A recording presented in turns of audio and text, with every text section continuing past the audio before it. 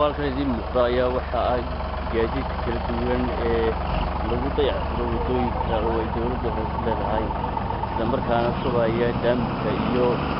shayga lagu dhisayo wadada shaqaalaha ayaa howlan isla goobtan tan oo iyagoo soo kalahay saaka 6 aroornimo ilaa hadda wada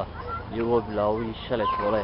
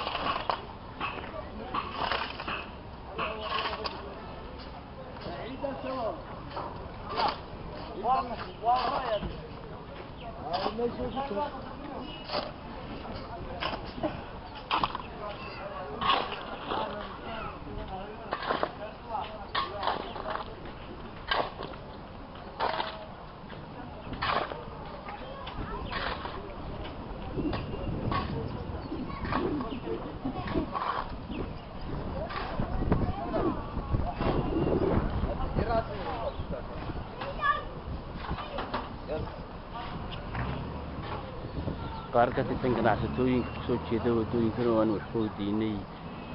faa'iidada ay soo kordhisay dayactirkan wadada ayaa waxay sheegeen in aad u soo dhaweynayaan maamulka dowladda hoose ee dayactiray wadada iyadoo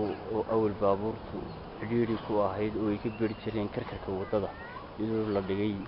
sida idin muuqata laan iyo daam oo ay wadadu tahay mid toos imika u socota tan maaha wadooyinka ay dayactirtay dowladda hoose balse waxaa jira wadooyin badan oo ay dhowr kiiloomitir gaadhaya oo ay dayactirtay dowladda hoose maanta Somaliland Hargeysa xuseen xabiib magaalada Hargeysa ayaa gaadiidku aad iyo aad ugu soo badanaya sanadkan taasoo xilliga cishaayiga aad moodo in dadka iyo baabuurtu ay isleeyihiin bartamaha magaalada Hargeysa sida muuqaalka ka muuqata waxa ayuuna magaalada aad u soo kordhaya goobaha internetka laga isticmaalo dadku aad u isticmaalaan taasoo keentay horumarka Somaliland ee ku tallaabsatay sida tagiina ku maqlaysaan waxaa isbeddelay gaadiid tiro badan oo basas iyo kuwa yar isugu jira iyo kuwa yar dadka sida gaarka u leeyihiin iyadoo dhismayaashu ay aad uga fuleen magaalada Hargeysa maanta Somaliland.com